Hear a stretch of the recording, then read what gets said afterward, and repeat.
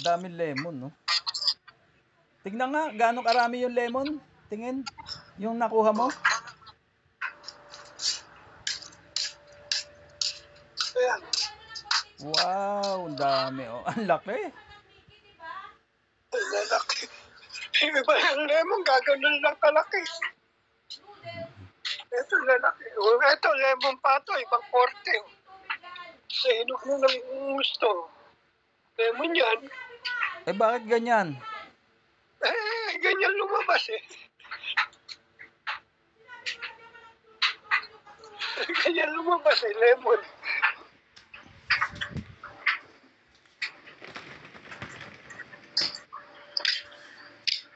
Dami niya mamunga oh. Ayan oh, baba oh.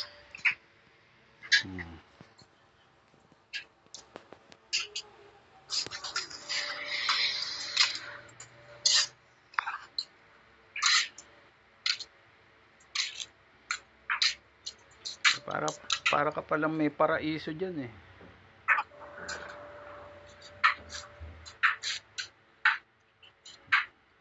Dami.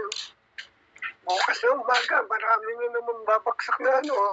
Bayabas, oh, ang dami na. Ang dami, ibenta mo nga, oh.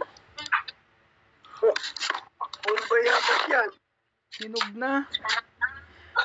Mga bumabaksak na, yung iba sinusukit ko. Ang gawin mo, daddy, ikatas mo, gawin mong juice muna. Guava juice. Tapos pagkatapos ilagay mo sa pitchel, i-rep mo lang. Tapos pag gusto mo inumin. Gagawa nga akong bukas, gagawa akong guava jelly. Yun jam? Tinignan ko paggawa, madali lang eh. Eh matamis yun, bawal sa'yo yun. Pang ano sa tinapay. Nilalagyan pa ng ano, ng lemon din. Lemon. Lemon lang ata. Saka tubig. Asukal.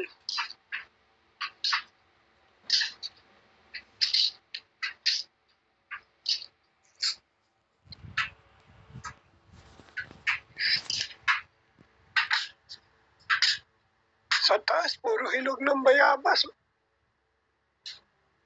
Taas, oh. Puro hinog. Nasa poste na nga.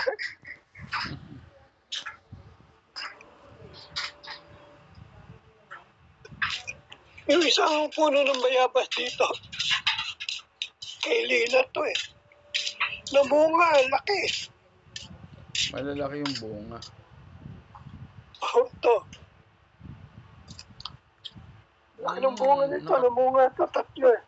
Nakatanim na, no? Itinanim na dahil bumabaksak na saan eh. Nakapasulang dati.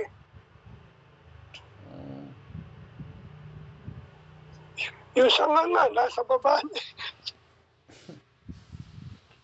Naupos na nga yung dahon na yun. Dadahon na naman. Bago yung sibol na dahon. Susunod na taon na uli mamumunga yan.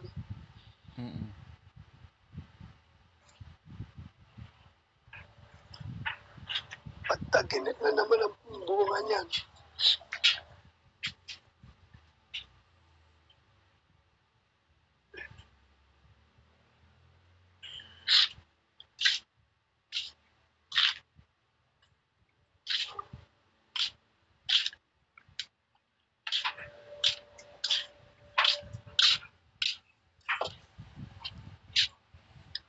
Eh, nasan si Ate Lina? Pumapasok. Nagpaalam na kay Ana. Di ba may mga anak yon diyan? May ilan yung anak niya nandyan? Isa na lang, lalaki. Dalawa yung anak niya. Isang babae. Humiwalay na? Humiwalay na sa kanya. May asawa na? Baka may kinakasama, kaya humiwalay. Okay.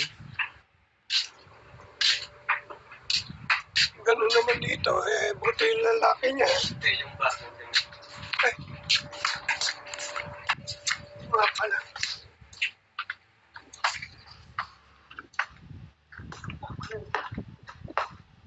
extra ba?